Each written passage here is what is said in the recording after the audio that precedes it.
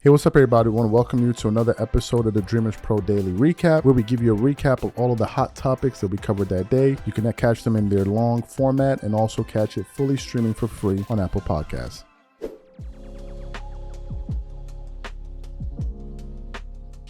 Let me get into this topic here. As you guys know, Charles Barkley is probably the most outspoken person in all of sports. In my personal view, I think he's probably the best doing it in terms of bringing the substance, keeping it real. Charles Barkley is known for calling it exactly how he sees it. And from time to time, that gets him into trouble with some of his contemporaries, right? You've seen him have public disputes with Kevin Durant, DeMarcus Cousins, at one point, Draymond Green, LeBron James.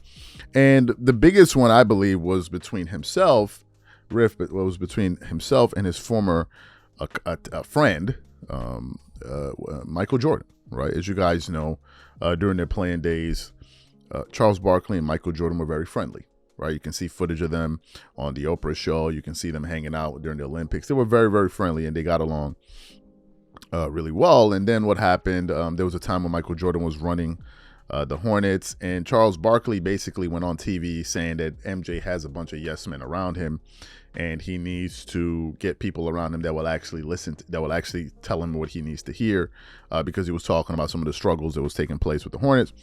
And Jordan caught a whiff of those comments, and I guess he didn't like him saying that publicly, and that was the end, right? MJ, I think, called him up, cursed him out, and then they were never cordial ever again. They never spoke, nothing like that.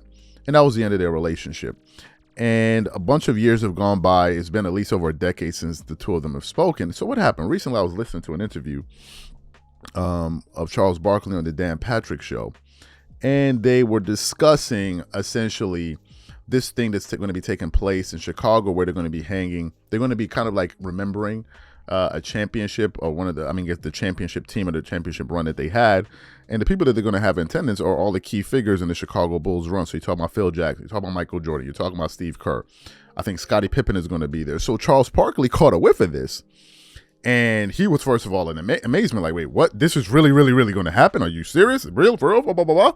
And then once he heard about it, he was like, man, I got to be there, right? I got to be there. And by Charles Barkley basically saying he wants to be there, it means that he's open to the possibility of actually reuniting with Michael Jordan, because I assume the two of them are going to be in the same forum. So for those of you who didn't hear what he had to say, we definitely want to play it for you. But before we even get into that, this video is brought to you by our sponsor, Aura. Do you know what the fastest growing crime in America is today? It's identity theft. Imagine trying to log into your email only to see that your password has been changed. Then you start getting weird notifications from your bank and credit cards, only to find out that all of your personal and sensitive information has been totally compromised. If you think it can happen to you and your family, just know that in 2020, over 49 million Americans were victims to identity theft, costing them a combined $56 billion. That is why we are excited to partner with Aura, who's the sponsor of this video. Aura is the #1 identity theft and financial fraud protection. Aura monitors the dark web and alerts you if any of your passwords and accounts have been breached. And funny enough, after using Aura, I discovered some of my credentials were floating around in the dark web, and the app showed me exactly when and where the breach happened. In addition, Aura allows you to set spending alerts, and they'll notify you of any suspicious transactions. Aura is 4 times faster than any of its competitors in alerting you if someone is trying to open a credit card or obtain a loan using your name. And remember this, every 14 seconds, someone becomes a victim of identity fraud. Don't let it happen to you. Now click the link in the description and try Aura for free for 2 weeks and see if any of you or your family's personal information has been compromised. Start your free trial at aura.com/dreamerspro. And when you try Aura, by using the link in the description below, also know that you're supporting this channel. Thank you. So what we want to do is want to play exactly what Charles Barkley had to say about the possibility of reuniting with Michael Jordan, and then we're going to come back and continue on the show. Take a listen to Charles Barkley here. By the way, the Bulls are doing a Ring of Honor, and that means they're inviting Phil and Mike and Scotty. Well, I'm trying to figure out, first of all, the Bulls are an embarrassment to the NBA. I have zero idea what they're doing. They should have had a clearance sale like 3 years ago. I was like, dude, y'all stink, y'all stink, y'all stink. You got to start. I'm trying to figure out when they're gonna start to rebuild. I was like, and were they waiting on Michael and the guys to die before they come up with the ring of honor? I mean, don't they have a statue out front? I think you'd rather have a statue than be in the ring of honor. No disrespect to being, because I'm in the ring. He's going to have honor. both. He's going to have both. But can you imagine Scotty and Mike crossing paths at the Ring of Honor? Hey, they're not going to do that on the same night. They are. They are. They're inviting. Everybody is going to be there, and it's next month. You know what? I gotta go. I gotta go. You might not make it. You might make it awkward, even more awkward if you go. No, I'm just gonna sit back in the corner and stare. Hey, I'm praying. I think Golden State goes to Chicago in mid-January, so Steve Kerr will be there. Please don't have it a night I gotta work, because I want to go there and be a fly on the wall. Paulie, check and see. I think it's like January 12th that Golden State goes to Chicago, Ring of Honor, Rodman, Phil Jackson, Mike, Scotty, maybe. They shouldn't do it on the same night, because that's the only way they're going to get a crowd is on a Ring of Honor night. They should spread it out. They're putting all those guys in there the same night? I think so. Yeah, Paulie. Yeah, halftime on January 12th confirmed at the Bulls game. And bonus coverage, Charles. The Lakers will unveil the NBA in-season tournament banner to be hung on December 18th. Yes! Oh, my God. Wait, what night of the week is the Bulls thing? What is the January 12th? Friday night. I can be there. I can be there. Maybe you go with Michael Jordan's son. Dan, I'm telling you something. I'm going to have to go to Chicago that day just to see it. I mean, you talk about weirdest, uncomfortable. That uncomfortable won't do it justice. I mean, dude, people, first of all, nobody's going to watch the Warriors or the Bulls. Okay, let's get that out the way. Nobody's going to see the Warriors against the Bulls. But everybody's going to have their camera focused on those guys. I can't wait. People are going to show up right at the end of the second quarter. That's exactly right. They're gonna go and get all liquored up the first half, and they're gonna leave right after halftime. Yes, just like you would. There's no reason to watch the Bulls against the Warriors at all. So you heard what Charles Barkley had to say. Here are my thoughts. First of all, Charles has made it public that he misses the friendship between him and MJ. It's something that he wants to reignite, and I think that is a good thing, right? I think that's a good thing. I think both of these guys are in their 60s. And it comes down to the point, well, how long are you going to hold on to a grudge, right? That's the first thing.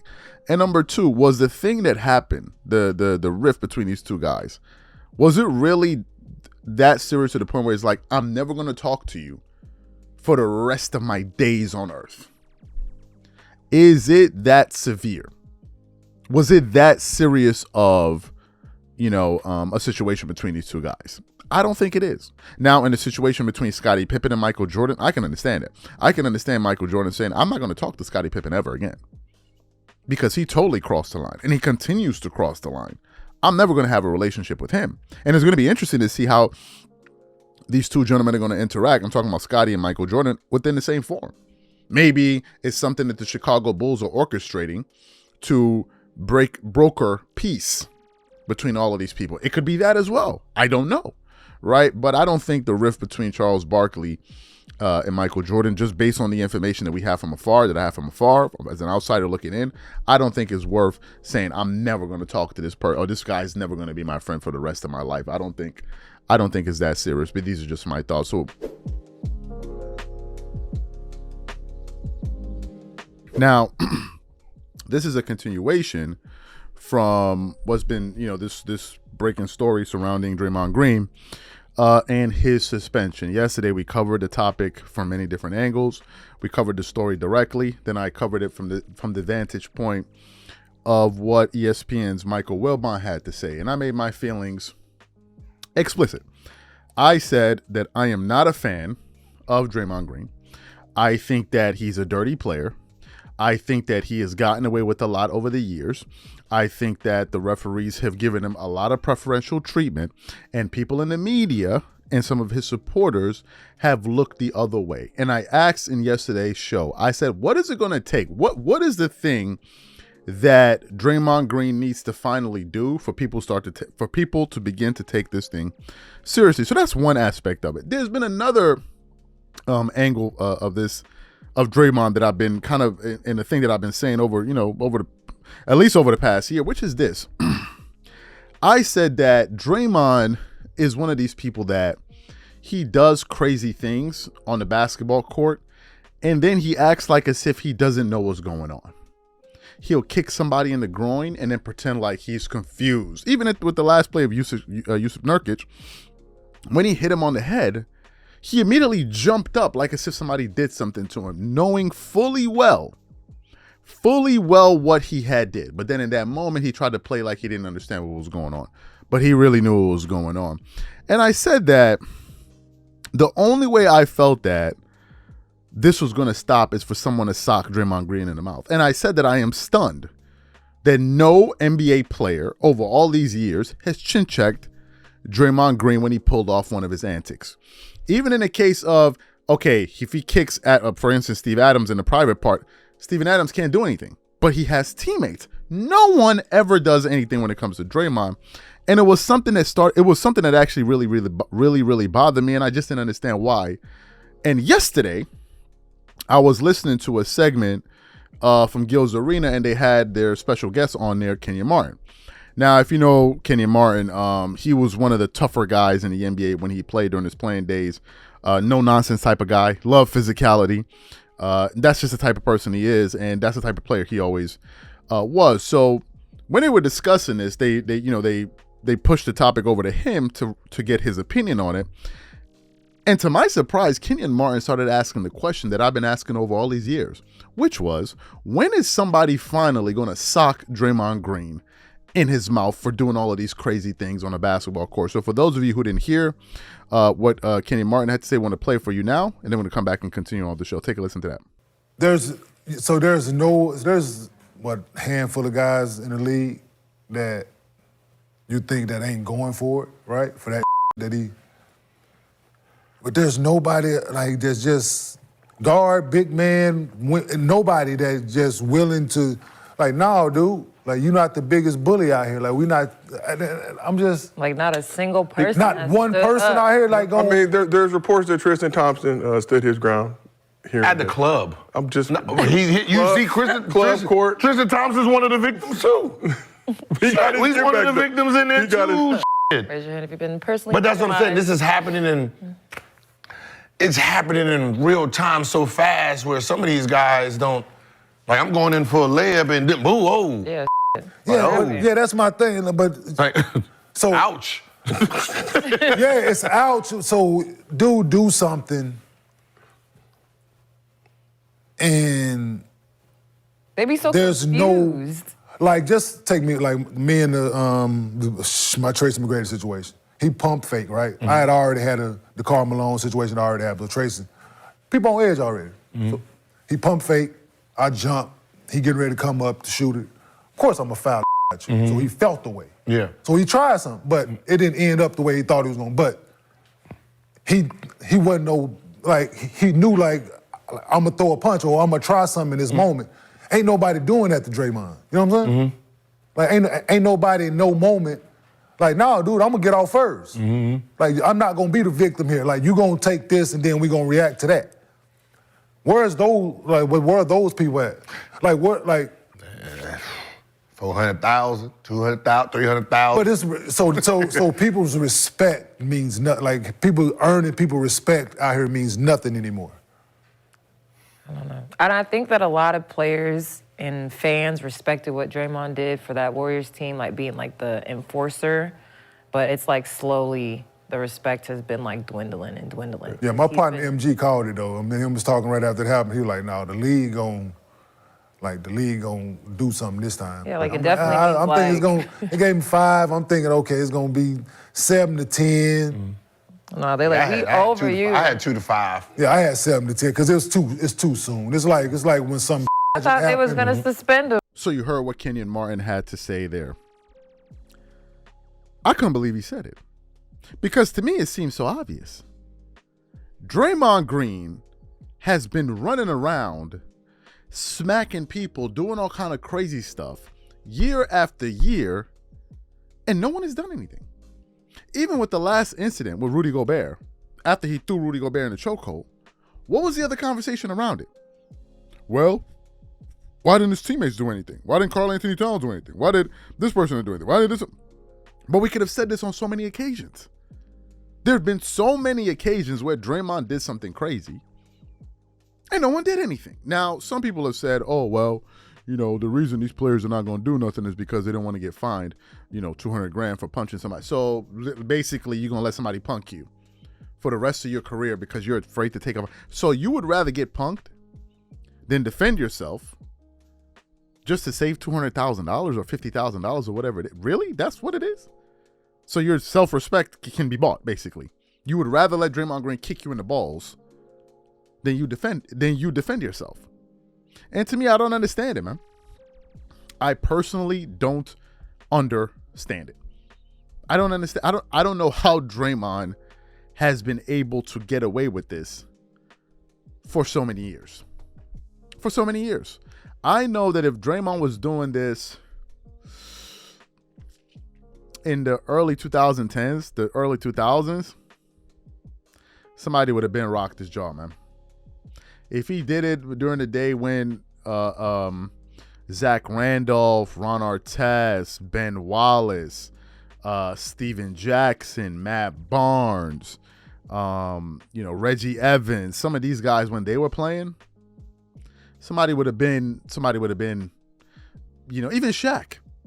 Even Shaq. Shaq is known to take a hard foul just to send a message. Shaq will hard foul you just to send you a message. They would have been did it to him. But in this NBA, and it goes back to the whole, level of competition, it's all buddy, give me a hug, I'm going to give you a hug. Everybody's hugging. We're going to have like 50,000 handshakes, and that's it. And that's it. And to me, I don't understand. Gilbert Arenas said, but Dennis Rodman was pulling off antics, and people were going at him. Go look, there are videos. Shaq trying to go at Dennis Rodman. There are people that actually win it. It wasn't like as if Dennis Rodman was doing crazy stuff on the basketball court and no one did anything. No. People were actually going at Dennis Rodman. So that's a bad example. People actually went after him when he did his craziness. So to me, man, I think that's the only way to make it stop. You got to do so, because I think Draymond has made it up in his mind that everybody's soft. And these dudes are not going to do nothing.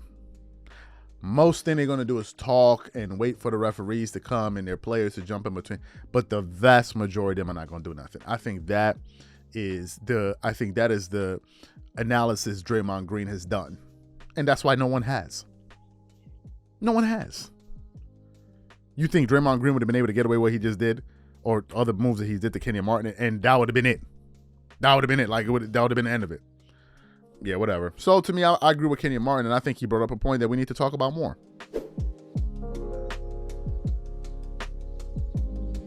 Anyway, let me get into this topic here. So we're still talking about this Draymond Green thing. So what happened? Yesterday, we produced a show that was centered on a back and forth between ESPN's Michael Wilbon and Stephen A. Smith, and they were discussing the Draymond Green issue, right? And Michael Wilbon took some common sense positions that I think a lot of us agree with, and I agree with him as well on that. But there was a segment, or rather there was a part where Stephen A. Smith was talking and he was making his point, and they were kind of moving into the macro aspect of it, which was, well, what are the current state of affairs with the Warriors after this particular incident, right? So they were discussing that, and then Stephen A. Smith posed a question, which essentially was, what role does Stephen Curry's leadership play in all of this? What would it have been like had this been LeBron James? So that's what he said. So for those of you who didn't hear that, it's a short clip, like a 30-second clip. Want to quickly play that for you, and then we'll come back. Take a listen to what Stephen A. Smith had to say here. With all the other things that are going on, are we seeing right before our eyes right now the end of the Warriors dynasty? I'm not going to go that far because Steph Curry is still a superstar in this league, and I'm not counting any team out led by Steph Curry. I would say that, you know what, if this was LeBron's team, we'd be asking LeBron about the leadership. How come we're not asking Steph Curry about his leadership in all of this? I'd say that, all right, but that's about the only, the only blemish that I could put on the greatness of Steph Curry, who's absolutely phenomenal. So you heard that. Now, in that clip, Stephen A. Smith brings Stephen Curry into the conversation by talking about or suggesting that he's not really a strong leader. How do I mean that? Because in the context of the conversation, we were talking about a lack of leadership. He then brought in Stephen Curry and then said, had LeBron been in this position, we would have been criticizing him. What would we have been criticizing LeBron James for? His lack of leadership in the issue. On the issue, not taking control of the situation. So what happened? Today, we finally got a chance to hear from some of the members of the Golden State Warriors, the players and coaches. And when Steve Kerr was discussing the matter, he made it clear to point out that he didn't like the fact that people were now using this as a conduit to then question the leadership or lack thereof of Stephen Curry. And many of us believe that those comments were directed at Stephen A. Smith, and even Stephen A. Smith believed that, and he came out on ESPN First Take today and took a very, very, very strong position against Steve Kerr. But before we even get into that, this video is brought to you by our sponsor, Aura. Do you know what the fastest growing crime in America is today? It's identity theft.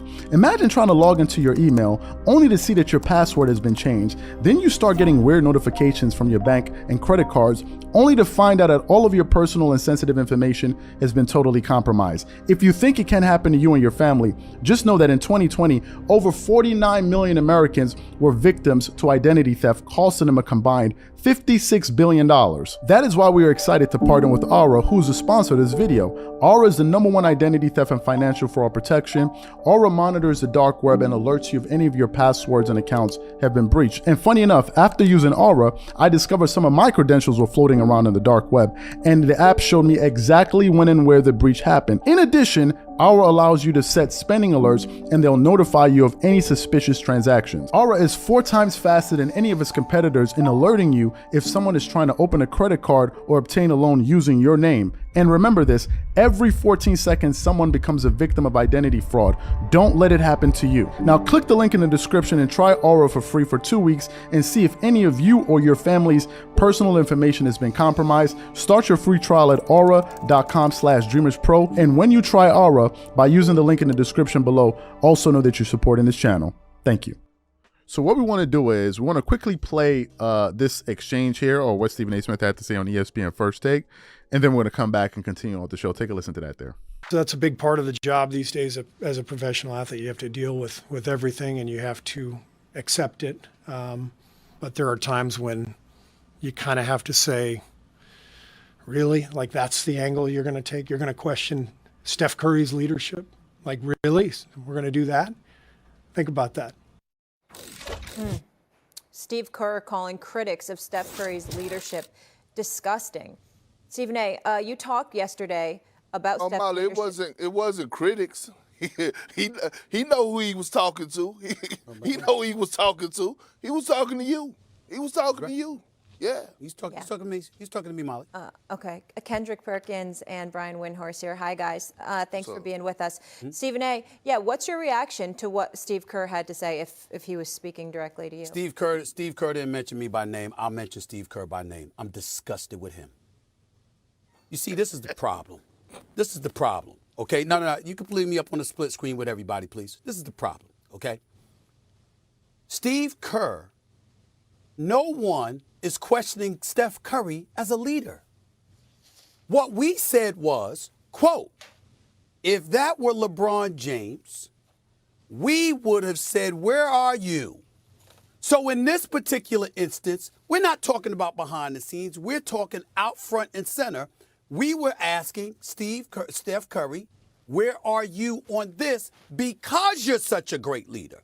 Because you're such a phenomenal individual, because you're the closest thing to perfection that I think most of us have ever seen as a professional athlete, we're asking about the impact that you've seemingly been unable to have on a teammate who loves and reveres you like Draymond Green. But Steve Kerr twisted it. Because we want to sit up there. He wanted. I don't even want to use the words. You understand that I'm tempted to in terms of him fawning over Steph Curry. We all fawn over Steph Curry. Why would you try to twist it like that? You trying to tell me that Steph Curry's not a human being?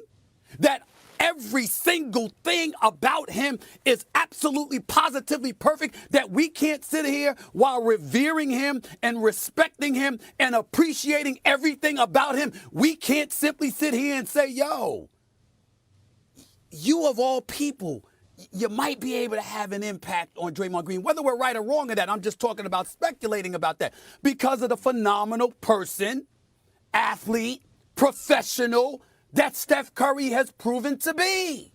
If I'm looking at Draymond, who is Draymond hurting most? He's hurting Steph Curry because Steph Curry is so great still that without Draymond Green, he's out on the court without his guy, which hurts him. That's the point that we were making. But Steve Kerr twisted up. And that's the problem that I have with him, and people let him get away with that because he's such a good man and he's a top 5 coach of all time in my estimation, and he is a good man. Everybody that knows that about Steve Kerr is a good man. He's decent, he's conscientious, he's a leader, he's a winner on every level. We know what he's been through in his life. The fact that he is the human being that he is, we revere him too. But from time to time, we might ask a question about Steve Kerr.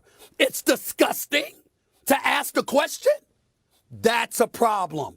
And he's talking about the days that we're living in and all of this stuff and clickbait. My brother, you didn't say my name, but I don't need clickbait. We've been number 1 12 years. With or without YouTube, with or without social media, been number 1. Period. Number 1. Month over month, week over week, year over year for 12 consecutive years. I don't need no damn clicks. We're on a national television show, which you used to do, Steve Kerr, because he was calling games. You in TV? Yeah, come on now. Just stop that nonsense. We can ask the question without somebody being disgusted because, oh my God, we didn't fawn over Steph Curry with every syllable that we uttered out of our mouth. We know how great of a person Steph Curry is. Nobody impugned the integrity of Steph Curry. What we said was, if it were LeBron James, he would have been held to a certain standard. Why isn't that standard applicable to Steph Curry? That's all. So you heard what Stephen A. Smith had to say. What do I think about all of this? A few things. Stephen A. Smith, I believe, was basically pushing back on the notion that, are you saying that we're always meant to only say nice things about particular players? I can't question Stephen Curry's leadership and at the same time believe that he's a great player? Is that what you're saying? And I believe that was what Stephen A. Smith was upset with. Now, he probably was upset at other things, but I believe that was one of them. Now, to the standpoint of why Steve Kerr was angry, the fact of the matter is this. By bringing up Stephen Curry's leadership or absence of leadership, then juxtaposing that to LeBron, you're now saying that Stephen Curry deserves criticism because had this been LeBron James in this position, we would be criticizing him too. Now, here's an interesting part throughout this entire conversation, a wrinkle that we didn't play. When Kendrick Perkins had the time, when Kendrick Perkins, because he was also on the panel, had the opportunity to respond to this discussion, Kendrick Perkins essentially said, listen, I don't know what the hell you guys are talking about. I was teammates with LeBron. I've been knowing LeBron. LeBron James isn't a leader when it comes to drama-filled situations. As a matter of fact, he removes himself from those situations, which is an interesting insight because I never thought about it that way. But anyway, so I understand where Steve Kerr is coming from. And if we're being honest, Steve Kerr would not even be making that statement had Stephen A. Smith not suggested. He didn't say it, but he suggested Stephen Curry isn't a good leader by then bringing up LeBron James to compare him to. That's what happened. It's like comparing two uncles. One uncle is always there for you, and you have another one that's never there. And you're like, at this moment, like moments like this, it makes me think of Uncle A because he's always here. Or if Uncle A, or you get what I'm saying. Basically, comparing him to somebody that's always present versus someone that's not. You get the idea of what I'm saying. And I think that Stephen A. Smith can't run away from that. He can't run away from that because you did bring him up. And you created a situation in which Steve Kerr and people that are like-minded like him are going to infer. That's the thing. You didn't have to say that. You didn't have to say that. You could have left it alone or said, where's Stephen Curry's leadership in all of this? That would have been it. So to me, I understand the standpoint Steve Kerr's coming from. I also understand the standpoint of Stephen A. Smith basically saying, so wait a minute, even if I am talking about Stephen Curry, I can't question his leadership?